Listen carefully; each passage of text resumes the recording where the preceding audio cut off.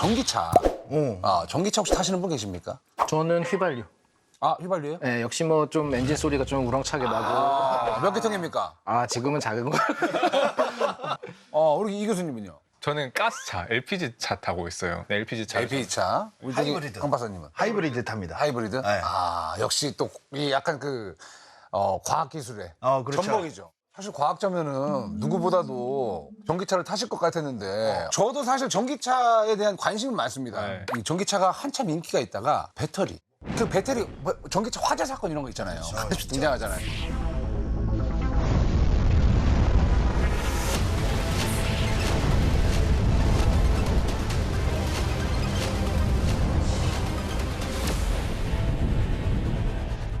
이 배터리가 아무래도 좀 큰 이슈가 되고 있긴 하고 다 이슈가 아니라 복불복이에요. 그 매번 빵빵 터지는 게 아니라 어쩌다가 한번 뭐 이게 우리나라에서만 그런 것도 아니고 뭐 해외에서도 맞아. 한간히 이렇게 배터리 뭐 관련돼 가지고 화재 사건들이 좀 발생하니까 아직까지도 좀 배터리에 대한 어떤 그런 연구가 더 좀 필요한 게 아닌가라는 생각도 하는데 사고가 안 나는 도구도 없고 뭐 폭발하지 않는 그런 연료를 쓰는 것도 없는데 그럼에도 왜 배터리만 이렇게 이슈가 커지냐. 이것도 여러 가지 다른 문제가 있기 때문에 이게- 그럴 거죠. 배터리 중요하죠. 뭔지도 좀 알고 싶어요. 그래서 배터리 얘기를 오늘 마음껏 한번 해봅시다.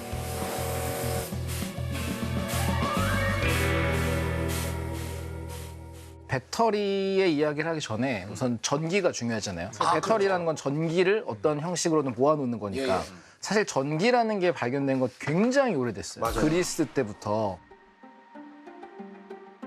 호박이라는 보석이 있는데 이거를 그 양모 같은 걸로 문질렀더니 우리가 정전기가 발생하는 거예요. 먼지가 더 붙고. 근데 호박을 그리스어로 일렉트론이라고 불렀었어요. 오, 진짜요? 거기서 전기도 나오고 전자도 나오고 모든 게 나왔었어요. 그리스어로 그냥 호박이라는 물질 그렇게 불렀어요. 나 처음 알았어. 우리가 일렉트론이라고 부르는 그 전자가 아니고 뭐 호박이야 날아다니는. 엠버. 엠버가 그리스어로는 일렉트론이에요. 진짜 충격적이다. 그래요? 자, 그러면 이제 본격적인 질문이 나갑니다. 이 배터리는 누가 처음 만들었냐? 배터리라는 거는 우리가 지금 생각하는 거는 어떻게든 막 저장하는 창고처럼 모아놓는 것 같지만 처음에 배터리는 전기를 만들어낼 수 있는 도구를 배터리라고 불렀어요. 인간이 과연 전기를 만들 수 있느냐? 자연은 만들잖아요. 번개가 치고. 맞네. 처음 발견한 게 이탈리아의 해부학자. 화학자도 아니고 물리학자도 아니고 해부학자. 동물 표본을 만들던 조르지 갈반이라는 사람이 있었어요. 갈바니. 이분이 해부학자다 보니까 동물 표본을 만들려고 개구리 뒷다리를 해부를 해서 구리로 만든 갈고리에 꽂아서 말리려고 이 철조망에다 쭉 걸어놨어요. 그 개구리 뒷다리만 걸어놓은 것들이. 뒷다리들 막 그 그림이 다 있어요. 연구한 논문에. 진짜? 그러니까 움찔움찔 막 그랬는데. 움직이는 거예요, 갑자기. 다리가? 네. 다리가? 혼자서 머리도 없는데. 경련이에요, 뭐예요? 그래서 경련보다는 나중에 알았지만 그게 전기가 흘러서 생긴 거였거든요. 근데 이걸로 그때는 동물 전기라는 단어로 논문을 썼어요. 동물은 전기가 있다. 동물 전기?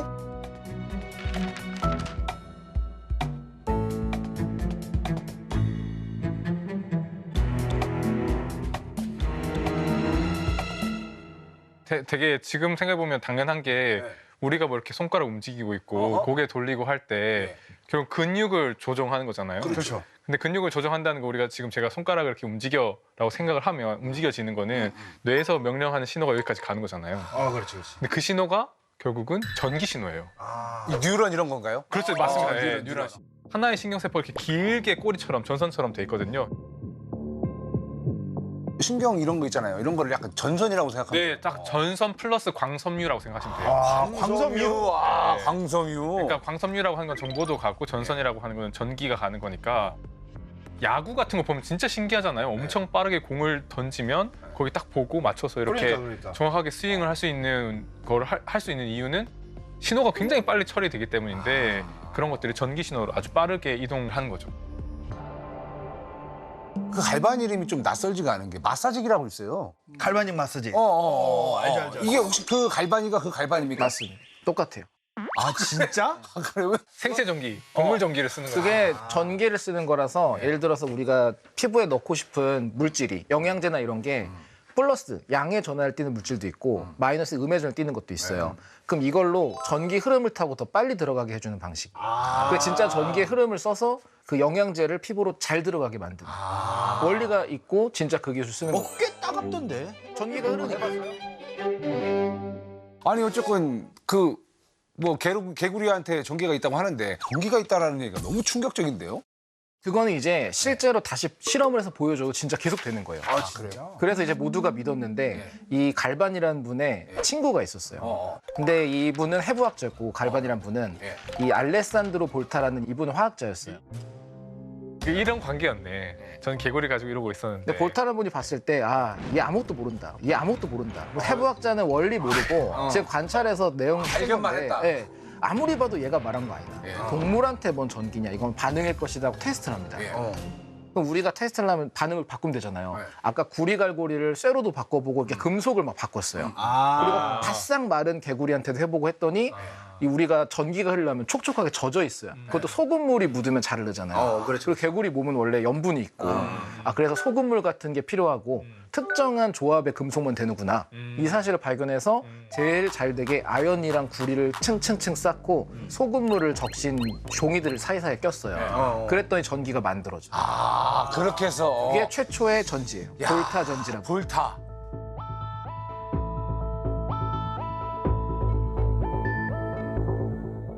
근데 그러면 리튬 이온 배터리 있잖아요. 그게 뭐 몇 회 이렇게 충전하면은 이거는 이제 더 이상 상품으로서의 가치가 없습니다. 뭐 이럴 수 있는 게 있나요? 그런 거는 사실 우리가 이론상으로는 원래 테스트할 때는 실험실 할 때는 최소한 10,000번 이상은 해요. 그 말은 바꿔 생각하면 하루에 한 번 충전해도 10,000일이면은 우리는 보통 한 2년, 3년 지나면 배터리가 많이 상태가 안 좋아졌네 하고 바꾸잖아요. 이론상은 몇십 년 써야 돼요. 안 되는 게 이 과정에서 그 산성 물질 같은 게 생겨요, 수소가. 얘가 속에서 방해를 해서 상태를 안 좋게 만드는 거라. 그 불순물이 쌓이는구나. 쉽게 설명해서. 예상치 못해 약간 그게 올해 연구 결과가 나온 거예요, 심지어. 올해요? 올해 나왔다고? 그래서 그게 그거가 궁금해. 수명을 떨어뜨리는 요인이었다가 올해 분석에서 나온 거예요. 진짜요? 그 이때까지 몰랐던 거예요? 몰랐죠. 야 대박이다.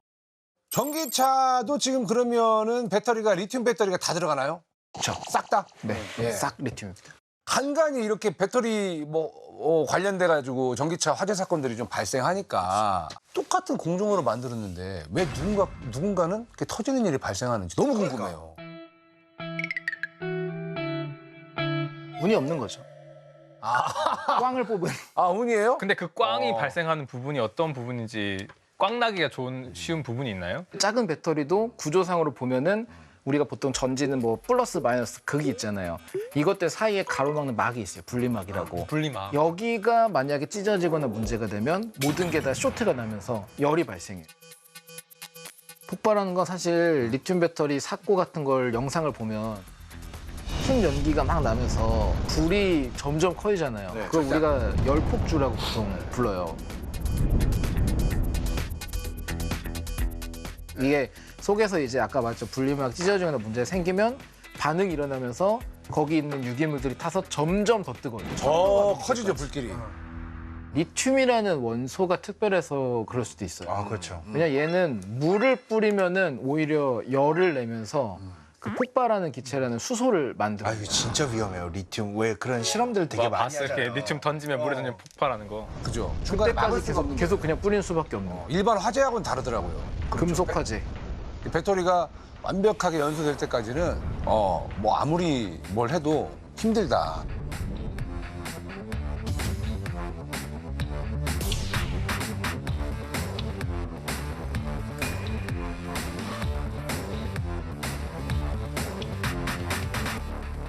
근데 약간 뭐랄까 그 개발이 돼야만 한다라는 그런 긴박감은 좀 있는 게 AI 기술이 발달하고 있잖아요.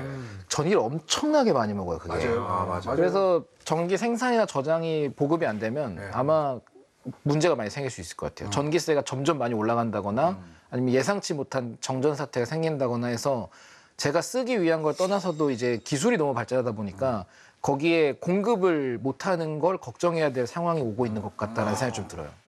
뭔가를 저장해서 에너지로 바꿀 수 있다면 뭐였으면 좋겠습니까? 공간을 꼭 저장을 했으면 좋겠거든요. 호이포이 캡슐 그래서 말한 거예요? 맞아요. 호이포이 캡슐이 진짜 저는 미래라고 생각해요. 캠핑을 갔어. 너무나 좋은 지역이 있는데 거기 호이포이 캡슐 딱 하나 터뜨려서 공간 내 집, 나만의 집을 딱 하나 만들어 놓고 그런 공간을 만들 수 있는 공간을 저장하는 기술이 언젠간 개발되지 않을까. 저는 화날 때 화가 바로 에너지로 전환될 수 있으면 화를 안 내잖아요. 저요? 예. 저는 안에 화가 좀 있죠. 예. 저장했다 터트리려는 건 아니 그러니까 저장하는 게 아니라 화를 이제 유용한 에너지로 전환해 버리면 원래 화가 불로 표현되잖아요. 이렇게 우리가 불로 이제 터빈을 돌려서 전력 생산한 것처럼 사람들의 화가 화로 표출되지 않고 에너지로 전기 에너지로 저장돼서 신제품 출시 이대한의 앵그리 배터리. 당신이 하루 화를 내면 그 화를 에너지로 바꿔드립니다. 이렇게. 저는 사실 약간 어느 정도의 현실성을 항상 두고 고민을 하는데 우리가 피로를 느낀다는 게 ATP가 AMP가 되고 그게 효소 반응으로 아데노신이라는 작은 구조가 돼요. 얘가 뇌에 가서 붙으면 피곤할 느끼거든요. 그 말은 얘를 다시 ATP로 바꿀 수 있단 말이잖아요. 그러니까 난 피로를 에너지로 전환을 하면 피로는 안 느끼고 활동을 할 수 있잖아요. 그 얘가 완충이 됐다. 그 말은 내가 버틸 수 있는 활동량이 꽉 찼다라는 신호로 보고 그것만 쓰고 그냥 쉬면 되니까 약간 난 아예 피로를 전환해서 쓸 수 있는 식으로 하면 이건 현실성 있지 않을까. 아 너무 원한다. 나 너무 원해요. 바쁠 땐 너무 바쁘잖아요. 에너지를 너무 많이 쓰고 오늘도 진짜 머리가 좀 터질 것 같거든요. 너무 많은 정보가 들어와가지고 그렇지 마요. 내가 생각했던 것보다 너무 많이 들어와가지고 매번 갈 때마다 힘들어요. 근데 쉴 때 ATP를 충분히 뽑아다가 일할 때 ATP를 확 집어넣을 수 있는 그런 게 있었으면 좋겠어. 선두. 그 예전에 제가 계산한 걸 본 적이 있는데 40kg을 맞으셔야 될 수도 있어요. 예? 하루에 필요한 ATP가 40kg였나 누가 계산? 너무 많은데? 그러면 ATP 이렇게 경구로 먹다가 경구로 40kg 먹으면은 쌀도 10kg가 얼마나인데? 그러니까 저는 진짜 이 생물에 기반한 바이오 그 분자에 기반한 바이오 배터리. 배터리가 언젠가는 되게 그런 새로운 그 배터리 패러다임이 되지 않을까라고 하는 생각이 들고 이게 저는 되게 상징적이라고 생각하는 게요. 저희가 오늘 이야기를 갈바니 얘기로 시작했잖아요. 갈바니. 볼타가 전지를 발명했던 거는 갈바니의 실험 때문이었잖아요. 그렇죠. 그러니까 마치 역사가 갈바니 생물에서 시작해서 화학 중심의 전기와 배터리 역사를 쭉 가다가 볼타의 시대에서 다시 갈바니의 시대로 돌아오는.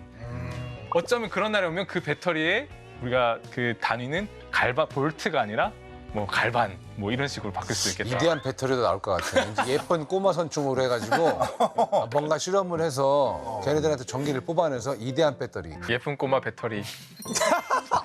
예쁜 꼬마 배터리 어감 좋은데? 괜찮은데?